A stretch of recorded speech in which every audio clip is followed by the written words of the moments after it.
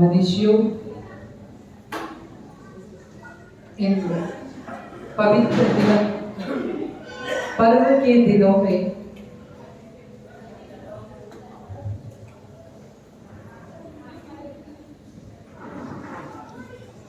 यह हम सभी का परम सौभाग्य है कि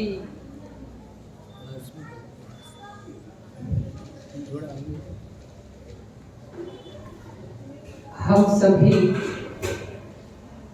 आत्मा के 10 गुणों की व्याख्या समझने के लिए यहाँ एकत्रित हुए हैं। यह 10 धर्म हमारी आत्मा का स्वभाव है। स्वभाव वह है जो परम स्वभाव की प्राप्ति करा दे,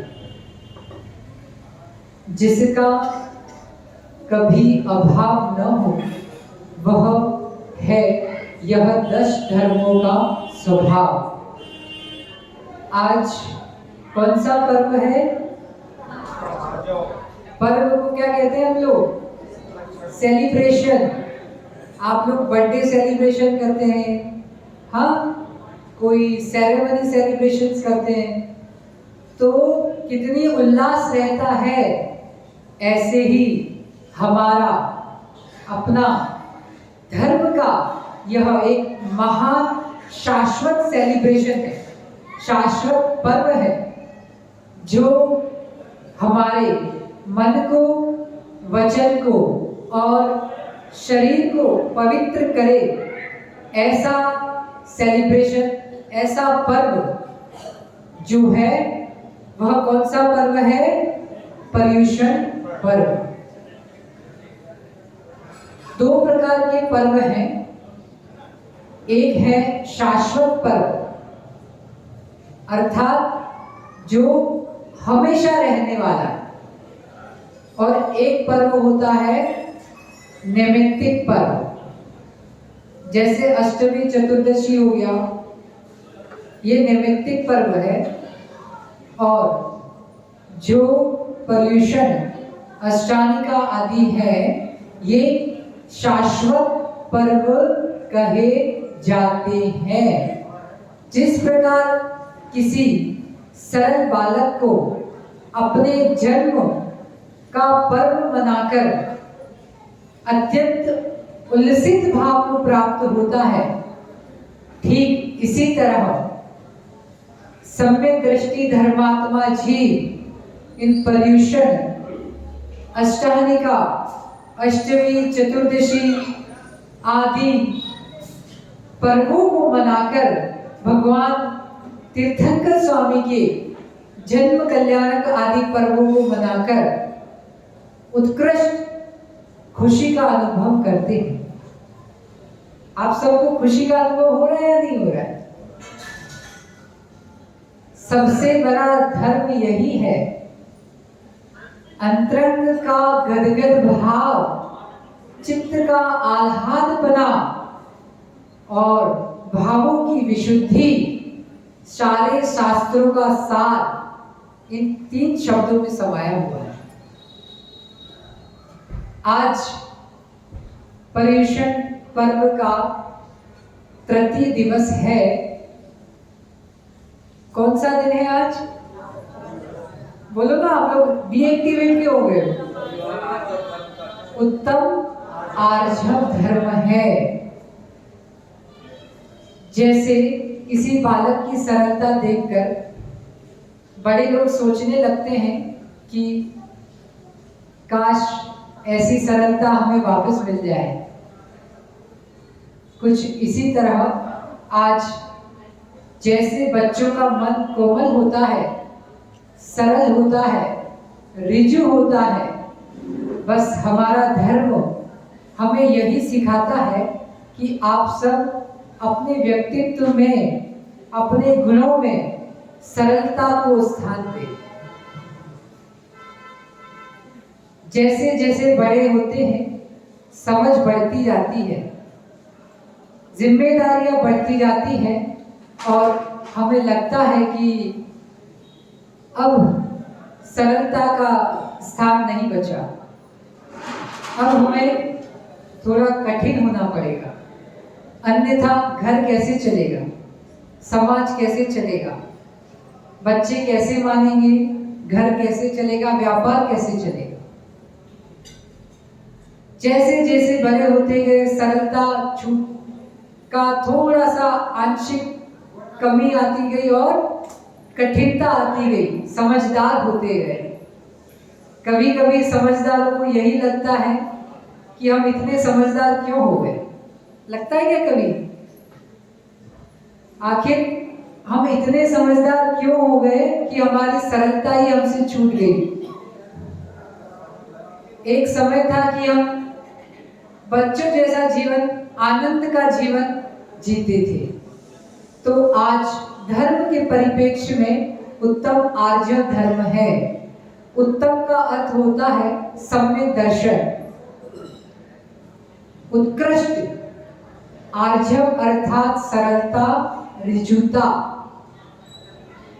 जो मायाचारी के भाव है, उन भावों का अभाव होना ही सरलता है, ऋजुता है, आर्जवपना है।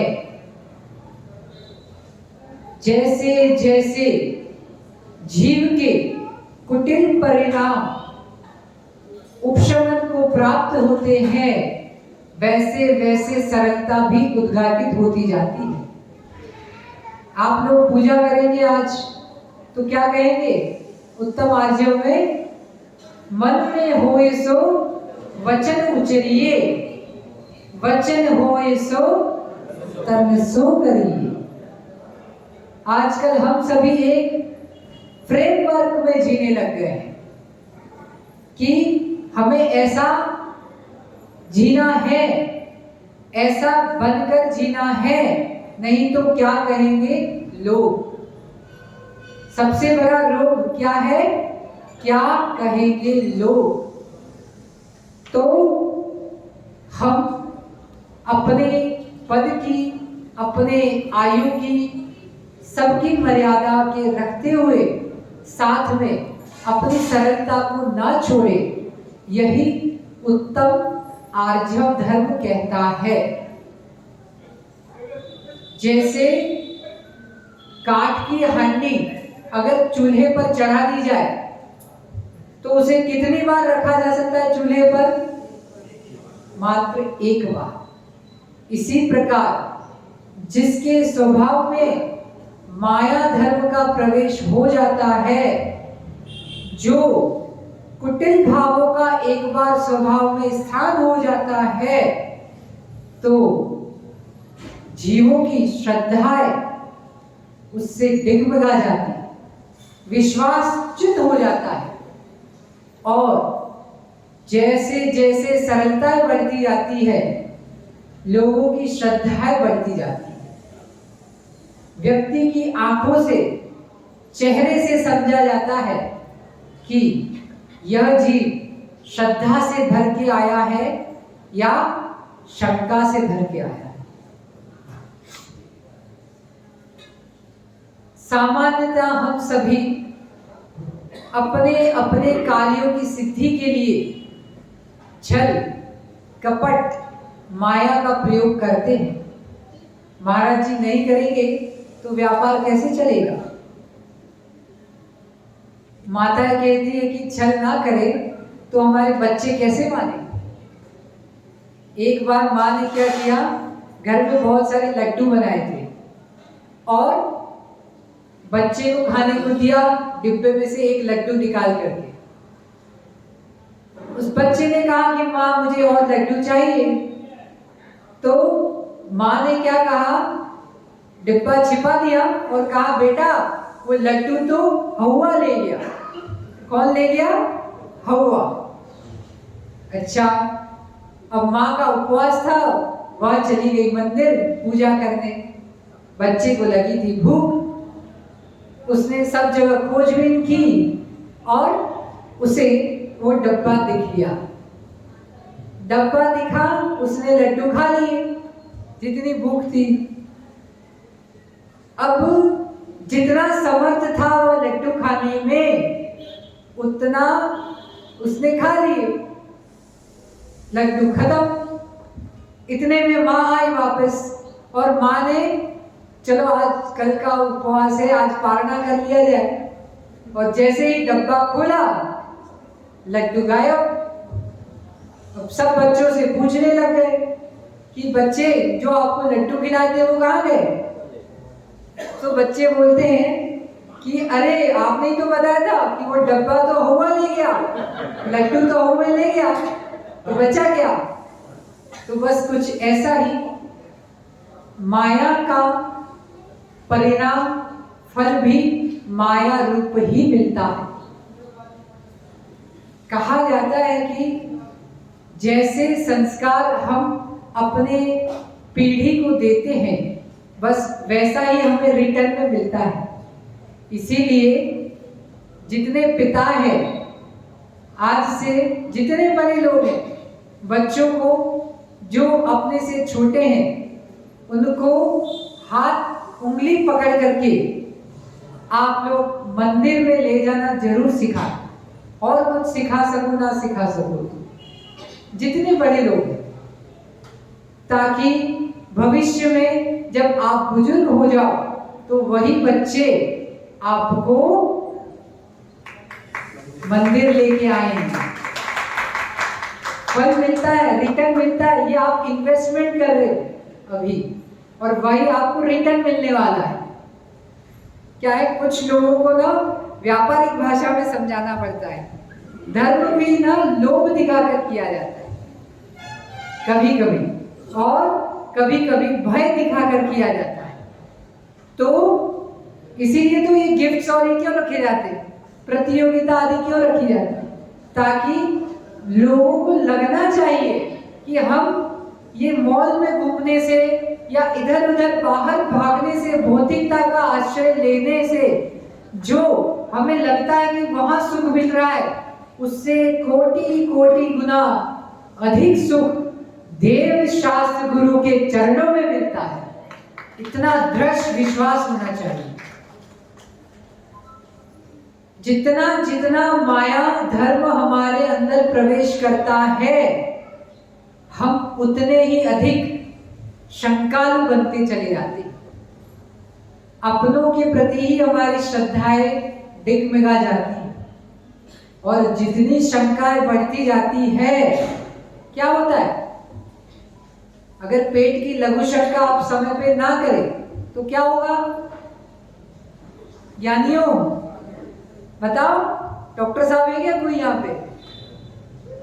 अगर जीव पेट की लघु शंका को अगर रोक के रखता है तो उसके उदर में बहुत सारे रोग हो जाते हैं। इसीलिए शंका न धारिये, ये आयुर्वेद का एक सूत्र है। हमारे ये वेद जी तो बैठे ही हैं यहाँ पे। शंका न धारिये, शंका का वेग जो है उसको कभी भी धारण नहीं करना चाहिए। जितनी जल्दी हो सके शंका को निर्मूलन कर लेना चाहिए, उसका समाधान कर लेना चाहिए।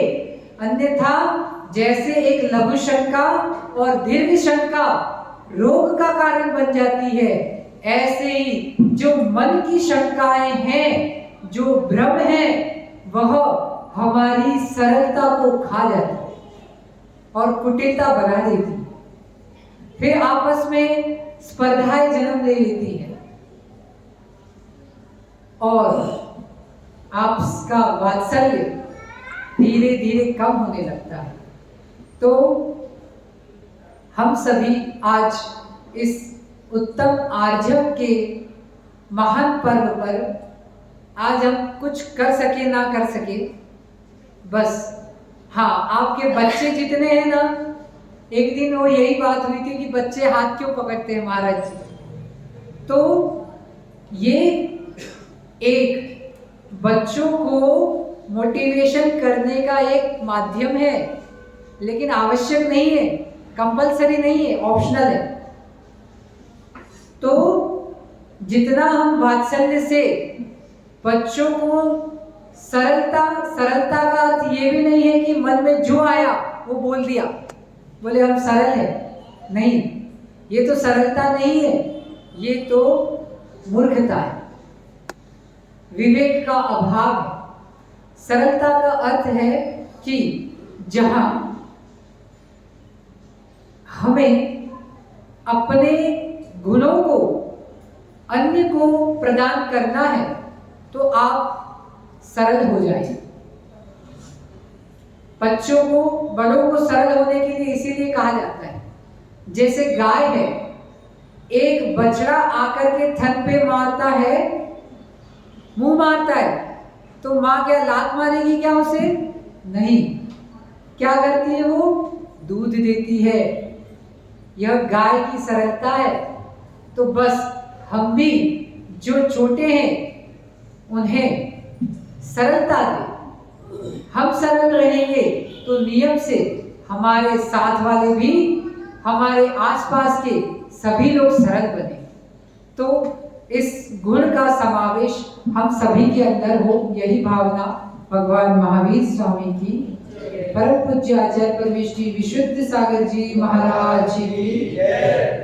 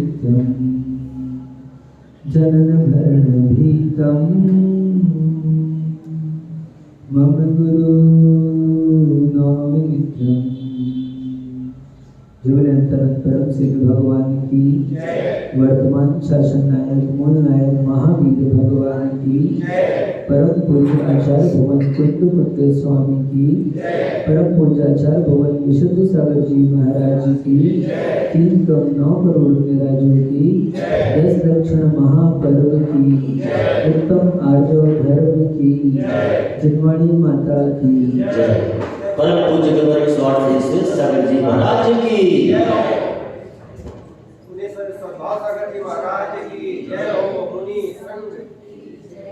भवंतो आज पुनः हम सभी इस महापर्व के अवसर पर अपने मन को पवित्र करने का प्रयास कर रहे हैं। वास्तव में मन पवित्र हो तो प्रतिदिन पर्व है, और मन अपवित्र हो तो पर्व भी कार्यकारी नहीं होते। सबसे बड़ी कोई वस्तु है, कोई द्रव्य है कोई चीज है, मूल्यवान वस्तु, तो वो है भावों की विशुद्धि। आत्मा के विशुद्ध परिणाम। दिनेश भैया लाखों रुपए खर्चा कर देना, लाखों रुपए खर्चा कर देना, लेकिन किसी बाजार में जाकर आप विशुद्धि मांगोगे तो नहीं मिलने वाली। भैया जसपुर के नहीं, भारत के किसी भी बाजार में, और भारत के नहीं, विश्व के किसी भी बाजार में निर्मल भैया विशुद्धि नहीं मिलने वाली। विशुद्धि का यदि कोई माध्यम है, विशुद्धि का यदि कोई साधन है, तो देव शास्त्र गुरु ही है। भोगों में भी आनंद आता है और भगवान के पास आते हैं तो भी आनंद आता है। भोगों में आनंद नहीं आता होता तो ये पूरा विश्व, सारा जगत जो भोगों में लीन है, हमको दिखाई नहीं देता। आनंद आता है, पैसा कमाते हैं, पैसा आता है तो आनंद आता है। भोजन करते हैं, रसगुल्ला खाते हैं तो आनंद आता है। नहीं आता? आता है, उससे इनकार नहीं किया जा सकता। लेकिन वो आनंद एक अलग आनंद है। और देव शास्त्र गुरु के चरणों में आते हैं, क्या देते हैं ये? कुछ भी नहीं देते, लेकिन फिर भी अपने को आनंद मिलता है। ये आनंद कुछ अलग है। जो आनंद यहाँ मिलता है वो आनंद संसार के कार्यों में नहीं मिल सकता। जो आनंद यहाँ मिलता है वो भोगों में नहीं मिल सकता। भोगों में आनंद मिलता है, उसके बाद कष्ट की परंपरा होती है। भोगों के आनंद के पीछे कष्ट की परंपरा होती है। क्षणिक आनंद होता है, उसके बाद क्लेश ही क्लेश होता है, दुख ही दुख होता है। लेकिन देव शास्त्र गुरु के चरणों में जो अपने स्वरूप का भान होता है, जो हमारे को हमारा ही बोध कराते हैं, जब अपना बोध प्राप्त होता है तो सारा का सारा दुख और क्लेश समाप्त हो जाता है। इसलिए पर्व महापर्व कहलाते हैं। अपनी आत्मा के नजदीक लाने वाली, अपनी आत्मा के नजदीक आने का प्रयत्न करने का ये अवसर है। हम सभी, संजय भैया, हम सभी यहाँ मिलकर पर्युषण पर्व का आनंद ले रहे हैं। कुछ लोग दूसरा आनंद मना रहे हैं। आनंद सभी को आता है। मूल बात समझना है, आज उत्तम आर्जव धर्म का दिन है। आर्जव धर्म का दिन है, सरलता का दिन है। यूं तो हम सब स्वभाव से सरल हैं। कैसे हैं हम सभी? नहीं हो सरल? अब सबको सोचना पड़ रहा है, महाराज नहीं है सरल।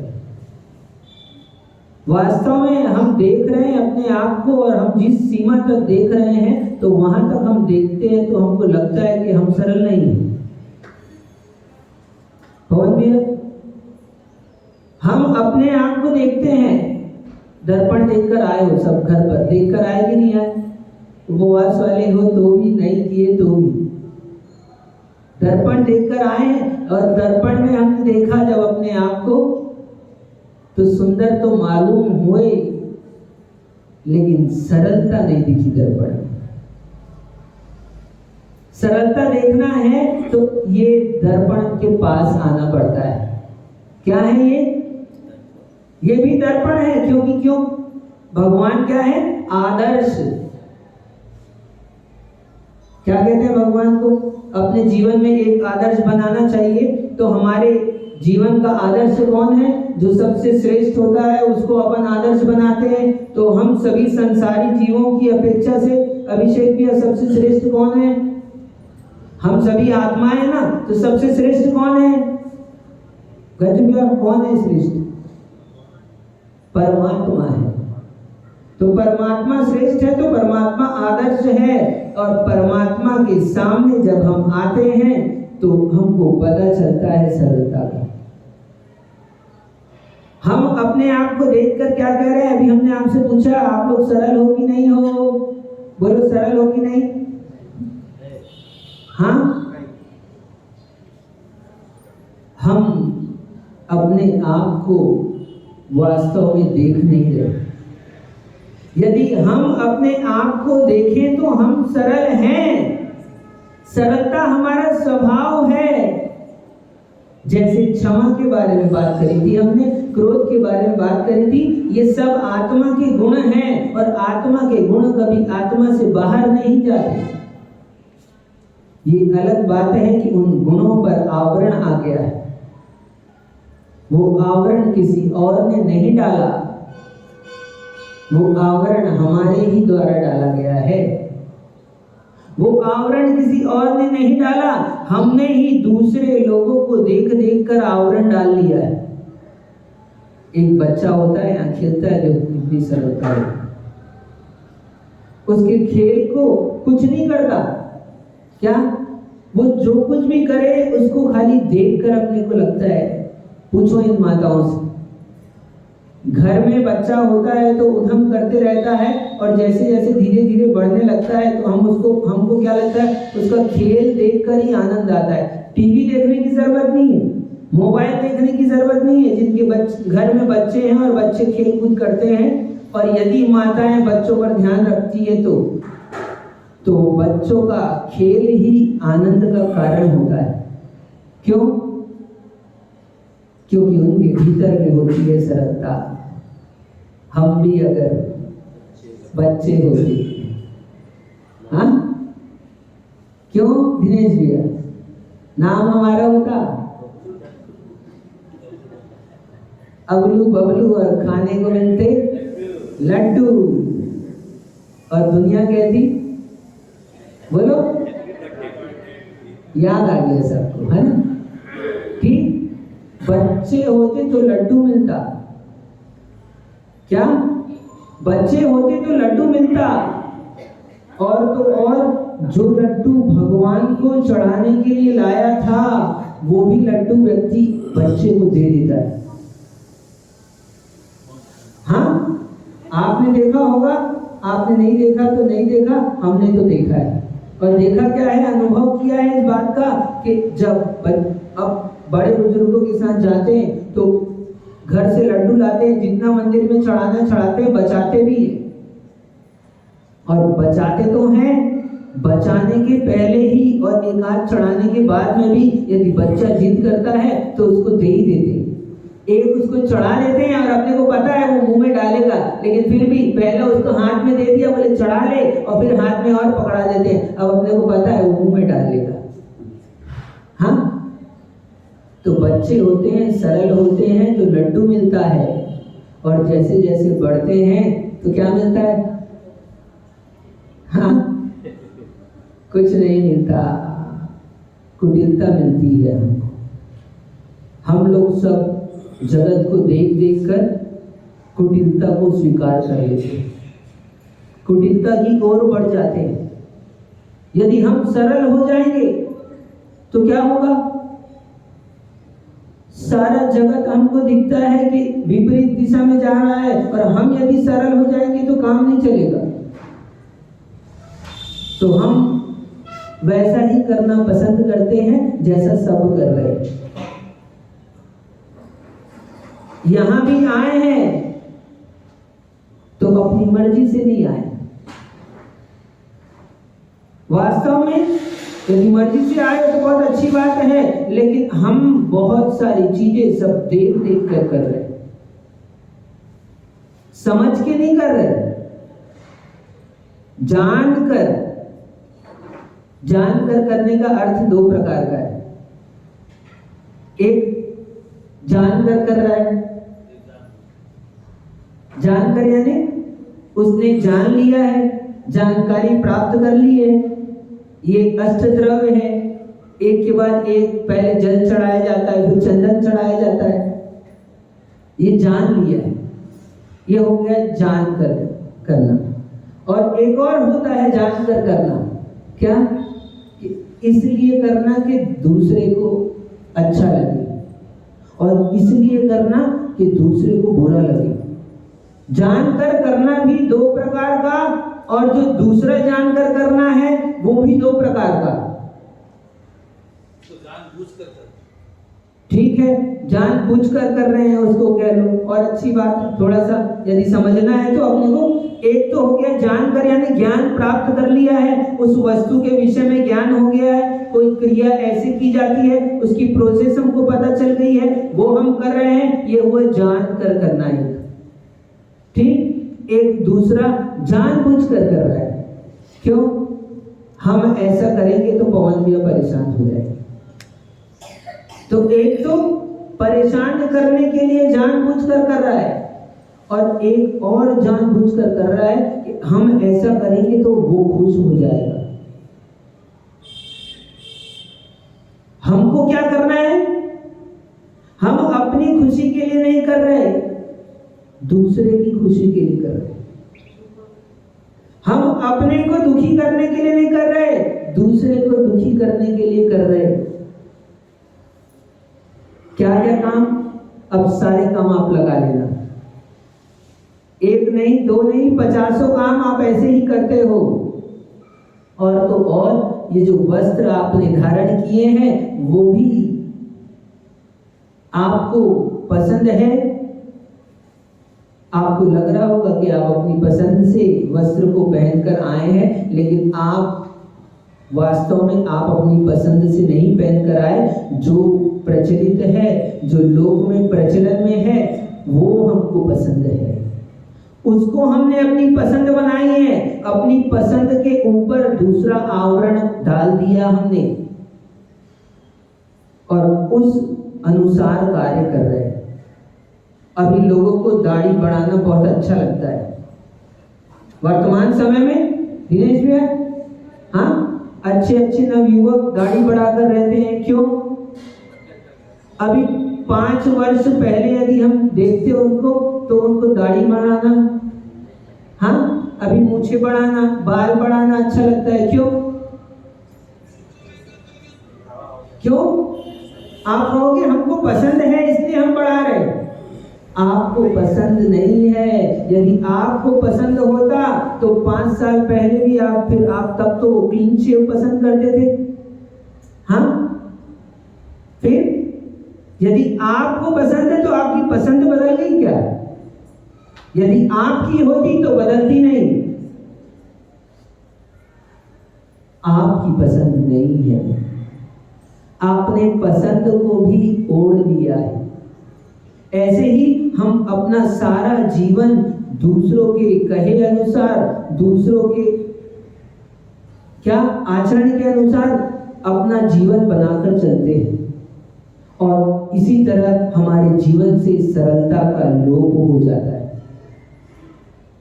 जीवन से सरलता कहां चली गई? सरलता नहीं गई, सरलता के ऊपर आवरण आ गया है।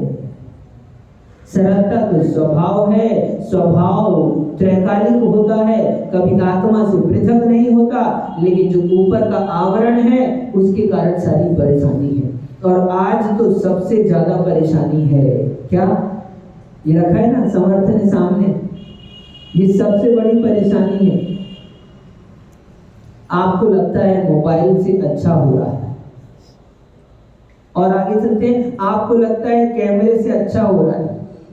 जगह जगह कैमरे लगे हैं, और कैमरों के कारण से हम कौन सा जीवन जीते हैं? हर समय हम बनावटी जीवन जीते हैं। यूं कहो तो शांति से ऐसे बैठ भी नहीं पाएंगे। जैसे बैठे, मैं कह दूं अभी पारस चैनल वाला कैमरा आ गया है, देखो सबकी वीडियो बना लो भाई, है ना, आ गया। ये लोग बैठे, समर्थ खड़े हो जाओ, ये आज डलने वाला है समाज के किसमें ग्रुप में डलने वाला है, फोटो बनाओ इन सब की। तो जैसे बैठे तुरंत क्या होगा? अंतर कहां पर आया? अंतर कहां पर आया? बाहर में नहीं, अंदर में आया। बाहर में तो बाद में दिखा है। कोई भी चीज बाहर में आई है वो बाद में आई है, आपके भीतर में पहले आई। आपके भीतर में आई तभी बाहर में आई, भीतर में नहीं आई होती तो बाहर नहीं आ सकती थी। इंजीनियर बैठे हैं यहाँ पर, अभिषेक इंजीनियर हो तुम? क्या हो? अभी तो व्यापारी हो। हाँ, ये साइंटिस्ट बैठा है ना, साइंटिस्ट इंजीनियर होते हैं ना। क्या होता है? नक्शा बनाते हैं। ये बिल्डिंग बनी है, कैसे बनी? पहले बिल्डिंग बनी कि पहले नक्शा बना? पवन भैया,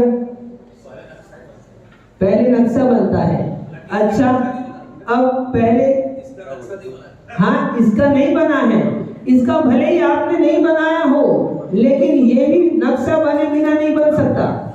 बस क्योंकि जो नक्शा पेपर में बनाया है उससे भी पहले कहाँ बना?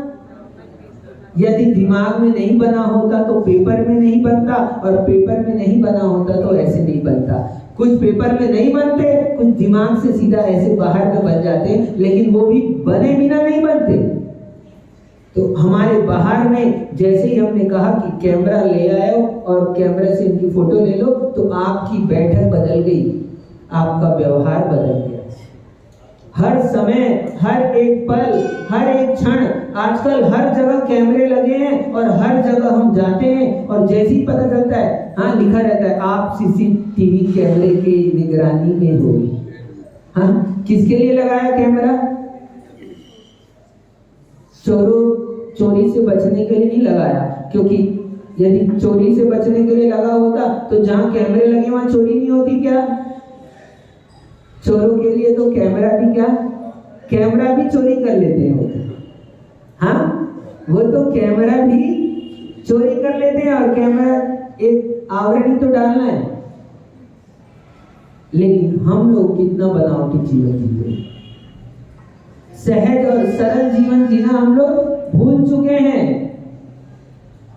यदि कोई व्यक्ति भी आता है, मेहमान का भी हम धन्यवाद करते हैं, या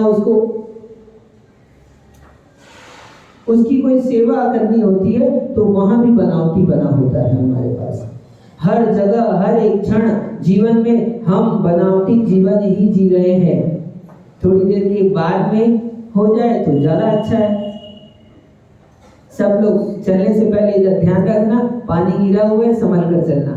ठीक, हमने क्या कर दिया आपका काम। सुनो ध्यान से, क्या कह रहे हैं हम? बनावटी जीवन। हम लोगों को भी बहुत बनकर जीना पड़ता है। साधु भी, निर्मल भैया, साधु बन गए ना तो सरल नहीं हो गए। किसी अपेक्षा से सरल, और किसी अपेक्षा से देखो हम लोगों का भी जीवन बहुत बनावटी हो गया है। किसके कारण से? हम लोग आप लोगों के अनुसार जीते हैं। वास्तव में जो साधु का जीवन है हम जी नहीं पाते, और हम साधु का जीवन जीने लगे तो आप लोग हमको साधु मानना बंद कर दोगे। पवन भैया, सत्य कह रहा हूं मैं। आज आर्जव धर्म का दिन है और गद्दी पे बैठे मेरे मुख से निकल गया, और मैं मुख से कह रहा हूं, सत्य बात है ये कि हम यदि साधु का जीवन जीने लगे, सरलता का जीवन जीने लगे, तो आप लोग हमको साधु मानने से मना कर दोगे। आप लोग बोलोगे ये साधु नहीं है, क्योंकि साधु भी अब बनावटी जीवन जी रहे। हम लोग इतने बनावटी बन चुके हैं कि हमको हर चीज बनावटी ही पसंद आती है। सरलता यदि हो तो या तो उसको कहोगे ये थोड़ा सा महाराज संभल कर रहना, इसका माइंड। कोई समाज में सरल व्यक्ति हो तो क्या कहेंगे उसको अपन? हाँ, एक बार की बात है, घटना याद आ गई, सुना देता हूं। एक व्यक्ति आया राजा के दरबार में और उसने कहा कि मेरे पास एक औषधि है, और इस औषधि को जो सेवन कर लेगा, क्या? इस औषधि को जो सेवन कर लेगा वो विक्षिप्त हो जाएगा। तो राजा ने सोचा राज्य तो अच्छा चल रहा है, लेकिन फिर भी हाँ, कुछ लोग उपद्रव मचा रहे हैं, कुछ लोग हमारे द्रोह में खड़े हैं, कुछ लोग चाहते हैं कि इनका तख्त पलट दें। उसको अपने सत्ता की चिंता हुई, उसको अपना अस्तित्व खतरे में मालूम हुआ, उसकी कुर्सी छूटने लगी। कौन क्या कुर्सी छूटती है तो बहुत तकलीफ होती है। हाँ, कुर्सी छूटती है अध्यक्ष जी तो बहुत तकलीफ होती है। लोग जीवन छोड़ना पसंद करते हैं, लेकिन कुर्सी छोड़ना, तो वो राजा था, चिंता हो गई उसको, तो उसने सोचा अच्छा वैद आया, उसने बोला एक काम करो, मेरे शत्रु इस मोहल्ले में रहते हैं, ये कुएं में डलवा देता हूं यहाँ औषधि। तो उसने एक कुएं में डलवाई। एक से काम होने वाला क्या? शत्रु कहाँ है? देखो तो शत्रु सब जगह शत्रु ही शत्रु दिखेंगे, तो एक कुएं में डलाई, दूसरे में डलवानी पड़ी। शत्रु कहाँ है? वास्तव में शत्रु तो भीतर में है, और जब तक भीतर का शत्रु नहीं मिटेगा तब तक बाहर के शत्रु को कितना ही मिटाओ, एक शत्रु मिटेगा दूसरा शत्रु खड़ा हो जाएगा। क्या? क्यों? क्योंकि शत्रु बाहर में नहीं है। ये शत्रु हमारी कषाय है। कषाय से बढ़कर कोई शत्रु नहीं होता। तो बाहर में शत्रु नहीं है, तो उसने क्या किया? उसने फिर एक से दूसरे में, दूसरे से तीसरे में, पूरे गांव के कुएं में डला दिया, और सब लोग क्या हो गए? सब लोग पागल हो गए। तो अब सब लोग जब पागल हो गए तो कोई उसको राजा स्वीकार करे ही नहीं। हाँ, उसने सोचा था अच्छा हो जाएगा, लेकिन दूसरे के लिए जो गड्ढा खोदता है उसको खुद क्या होता है? हाँ, मायाचारी करते हैं दूसरे को फंसाने के लिए, लेकिन स्वयं फंस जाता है। कोई कितनी भी मायाचारी करे, उसकी मायाचारी छिपने वाली नहीं। किसी से छिपे ना छिपे, स्वयं से तो। हाँ, दिनेश भी आपकी आंख में कुछ हो जाए और काला चश्मा लगा लो आप, दुनिया देखेगी वाह स्मार्ट दिख रहे हो, आज तो बहुत बढ़िया लग रहे हो चश्मे में। हाँ, अच्छा, आप खुश होगे, मुस्कुराओगे, थैंक यू भी कहोगे, लेकिन आपको पता है मैं दिख बाहर से अच्छा रहा हूं, मेरी आंख में क्या हो गई है? फूली हो गई है, हो जाती ना, तो चश्मा लगाना पड़ता है। तो आपको बाहर वाले को भले ही ना पता हो, लेकिन आपको पता है, और आप कितना भी मुस्कुरा ले बाहर से, लेकिन अंतरंग से मुस्कुराहट नहीं आ सकती आपकी। ऐसे ही जो भी मायाचारी करते हैं, बाहर में भले ही प्रकट ना हो, लेकिन आपकी मायाचारी वो तो बाहर में भी प्रकट हो जाएगी कालांतर में। क्या? बाहर में भी कालांतर में प्रकट हो जाएगी, लेकिन उस समय में आप चाहो कि मुस्कुरा लें तो चेहरे से तो मुस्कुरा सकते हो, मन से नहीं मुस्कुरा सकते। अंतरंग की वेदना को नहीं छिपा सकते। बाहर में कितने ही लोग कितना कितना कर्जा लेकर क्या कहलाते हैं? करोड़पति, और लोग उनको सैल्यूट भी मारते हैं, और लोग कहलाते हैं अरे बड़ा आदमी आया है, लेकिन वो आदमी आकर बोलता महाराज बहुत तकलीफ में हूं। क्या? बहुत तकलीफ में हूं, सैकड़ों लोगों से लोन ले रखा है, और अब मैं ना उनसे कह पा रहा हूं, और अपनी प्रतिष्ठा तो मायाचारी के कारण से अब कितने देर छिपेगी? आज नहीं तो कल व्यक्त होगी कि नहीं होगी? 2 दिन, 4 दिन, हफ्ता दिन, साल भर, 2 साल, 4 साल छिपा सकते हो, और बहुत से बहुत पाप यदि छिपा सकते हो तो 11 साल तक छिपा सकते हो, उसके बाद प्रकट हो जाता है। पाप तो प्रकट हो ही जाएगा। तो उसको सबने राजा मानने से मना कर दिया। अब राजा परेशान, और वैद्य आया फिर, तो वो बोले क्या करो?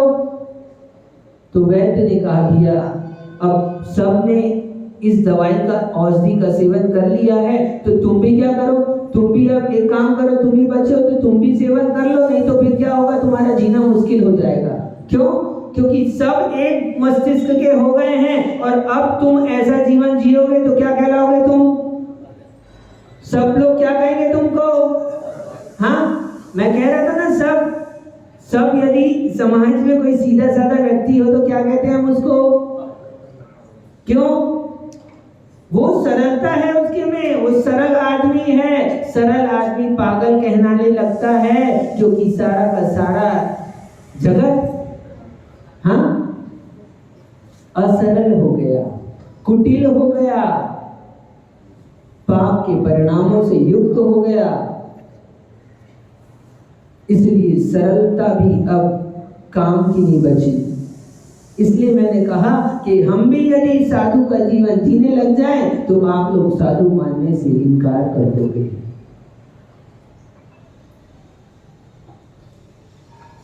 आप लोग सोच में पड़ गए, सही है कि गलत? आप सही कहो तो भी मुझे फर्क नहीं पड़ता और आप गलत कहो तो भी मुझे फर्क नहीं पड़ता, क्योंकि जो बात सत्य है वो सत्य है। यही सरलता है। सरल होना जरूरी है जीवन में। यदि भीतर प्रवेश करना है, सर्प होता है ना, वामी में प्रवेश करता है, दुनिया में भले ही ऐसे वैसे इधर उधर चले, कैसे वक्र गति से चलता हो, लेकिन जब वामी में प्रवेश करता है तो उसको भी क्या होता है? उसको भी सीधा होना पड़ता है। इसलिए यदि भीतर प्रवेश करना है तो जीवन में सरलता बहुत जरूरी है। बिना सरल हुए कोई भी भीतर प्रवेश नहीं हो सकता, कोई भी भीतर प्रवेश नहीं कर सकता। और निर्मल भैया 2 दिन से बता रहे हैं ना, तुम भीतर जाओ। हाँ, तो भीतर जाना है तो पहले सरल हो जाओ। साधु होना सरल है। क्या दिनेश भैया, इस बात को नोट कर लो, साधु होना सरल है लेकिन सरल होना कठिन। हाँ, लेकिन सरल होना कठिन है। कोई माने या ना माने, लेकिन अपनी सरलता बनाए रखना चाहिए हमको। अपनी सरलता के साथ साथ मर्यादा भी बनाए रखें। सरल हो जाने का मतलब मर्यादा को तोड़ देना नहीं है। नहीं तो लोग सरलता का इतना अर्थ, इतनी सरलता में चले जाएं। सरलता का एकांत, हर जगह अनेकांत प्रयोग होता है। अनेकांत जो साथ में रखता है उसका कभी नाश नहीं होता, और जो एकांत में ही जीता है वो चाहे सरल भी हो जाए और एकांत से सरलता अपना लेगा तो उसका नाश हो जाएगा। तो इसलिए साधु होकर हम लोग आपके बीच में आपके जैसा जीवन जीते हैं। क्यों? क्योंकि एकांत से सरल हो जाएंगे तो आप लोग ही हमारी चर्या का पालन नहीं कराओगे, और चर्या का पालन नहीं होगा तो 1 दिन 2 दिन उसके बिना साधना नहीं हो सकती, और साधना के बिना निर्वाण नहीं हो सकता, स्वर्ग सुखों की प्राप्ति नहीं हो सकती, कल्याण नहीं हो सकता। इसलिए साधना भी करना है तो सरल होना पड़ता है। लेकिन सरल होना का मतलब अनेकांत दृष्टि से सरलता प्राप्त करो, एकांतता से सरलता प्राप्त मत करो। यदि एकांतता से सरलता अपना लोगे तो जीवन नष्ट हो जाएगा। इसलिए अनेकांत को साथ में रखो। समय आप लोगों का हो गया, बस इतना कहना है। आर्य और धर्म के दिन हमारे भीतर में सरलता आए। थोड़ा थोड़ा सरलता का प्रयास करोगे तो धीरे धीरे आपकी सरलता बढ़ती जाएगी। हम बनावटी जीवन ना जिए। देखो, अंगूर देखा है गाड़ियों में लटकते रहता है। प्रदीप भैया, पवन भैया, आपकी गाड़ी में तो नहीं लटका? अब तो दूसरी चीज लटकी होगी कुछ, है ना, या कुछ टिका होगा। हाँ, बॉल रखे होंगे 10 ठोक हो सकता है, मुस्कुराने वाले बॉल, या फिर भगवान की तस्वीर लगी, अच्छी बात है, कोई बात नहीं तो वो रख देते हैं आजकल, क्या मुस्कुराने वाले बॉल, और लोग यहाँ जेब में भी लगा लेते हैं स्माइली। हाँ, क्या कहते हो आप लोग? वो बनावटी मुस्कान नहीं चाहिए। बनावटी मुस्कान थोड़ी देर के लिए अच्छी लगती है, कोई भी चीज बनावटी थोड़ी देर के लिए अच्छी लगती है। वास्तविकता को अपनाओ। जितनी ज्यादा वास्तविकता के नजदीक आओगे, आपका जीवन आनंदमय बनता जाएगा।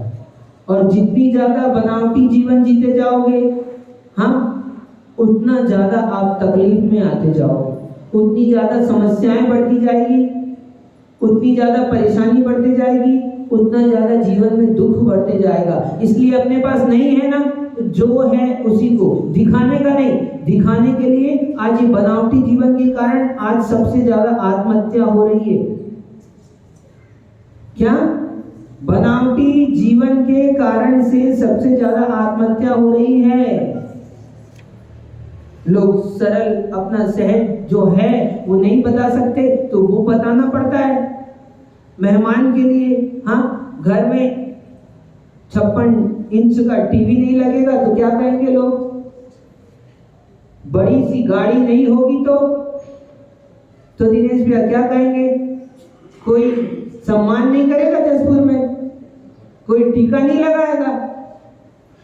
तो सब कुछ दिखाने के लिए हम पूरा बनावटी जीवन जीते हैं, और बनावटी जीवन जीने के लिए लोन लेते हैं, कर्ज लेते हैं, और कर्ज लेते हैं और बाहर से मुस्कुराते हैं, लोगों को हंसते नजर आते हैं, लेकिन पूरा जीवन संक्लिष्टता में, तनाव में हर समय निकलता जाता है। और तनाव के कारण से फिर कोई दूसरा उपाय नहीं बचता आखिर। इसलिए जितनी ज्यादा सरलता रहेगी उतना ज्यादा सुख रहेगा। इतना ही तो होगा, लोग देखकर क्या प्रशंसा नहीं करेंगे। थोड़े दिन के बाद में जो लोग नई प्रशंसा करते हैं या जो लोग झूठी प्रशंसा करते हैं, वो लोग भी आपकी प्रशंसा भले ही ना करें, लेकिन अंदर में यही बोलेंगे कि सही तो वही है। क्या? अंदर से वही बोलेंगे बाद में। क्या? हम लोग जीते जरूर हैं ऐसे, लेकिन वास्तव में सही तो उसका जीवन है। कितना भी ज्यादा मायाचारी का बाहर का जीवन जी लो, परेशानी होती है, समस्या होती है। ज्यादा नहीं कहते, आप लोगों को पता है स्त्रियों में तो स्वभाव से, बोलो एक बार, हम नहीं कह रहे। आचार्य भगवान कुंद स्वामी ने अपने ग्रंथों में लिखा है, और देखो कुंद स्वामी ने भी क्या स्त्रियों के लिए नहीं लिखा, उन्होंने तो भगवान की सरलता बताई। भगवान में क्या? भगवान का गमन, भगवान की देशना, भगवान की जो क्रियाएं होती है वो सहज होती है। कैसे सहज? तो कह दिया जैसे स्त्रियों में मायाचारी। सहज कहने का मतलब यहाँ पर्याय की प्रत्याशक्ति समझना, ये पर्याय प्राप्त हुई ही इसीलिए है। हमने मायाचारी की थी इसलिए हमको स्त्री पर्याय प्राप्त हुई, और अब पुनः मायाचारी करेंगे तो अब क्या होगा? अब स्त्री तो नहीं बनने वाली। पहले पुरुष थे, पुरुष पर्याय तक पहुंच गए थे, मायाचारी की तो स्त्री बन गए, अब स्त्री बनोगे तो माया त्रैग्योनस्य त्रियंच गति प्राप्त हो जाएगी। अभी सीधे चल रहे हो, फिर तिरछा चलना पड़ेगा। क्यों? प्रकृति वही देती है जो आप चाहते हो, प्रकृति वही देती है जो आप पसंद करते हो। आप तिरछा चलना पसंद करते थे, आप मायाचारी करना पसंद करते थे, तो प्रकृति ने आपको सीधा से टेढ़ा कर दिया। अब सभी जानवर कैसे चलते हैं? कोई सीधा नहीं है, सब टेढ़े हैं। तो यदि टेढ़ा बनना चाहते हो तो टेढ़े हो जाओ, और सीधा बनना चाहते हो, सिद्ध गति प्राप्त करना चाहते हो, सीधी गति किसकी होती है? कल बताया था, अनुश्रेणी गति। जो यहाँ से भावों से सीधे हो जाते हैं उनको सीधा स्वर्ग मिलता है, और सीधे हो जाते हैं सीधा निर्वाण मिलता है। आप सभी सीधेपने को प्राप्त हो, सरलता को अपने जीवन में अंगीकार करें और सिद्ध गति को प्राप्त करें। ऐसी मंगल भावनाओं के साथ जब लिए परम पूज्य आचार्य भगवान विशुद्ध सागर जी महाराज जी की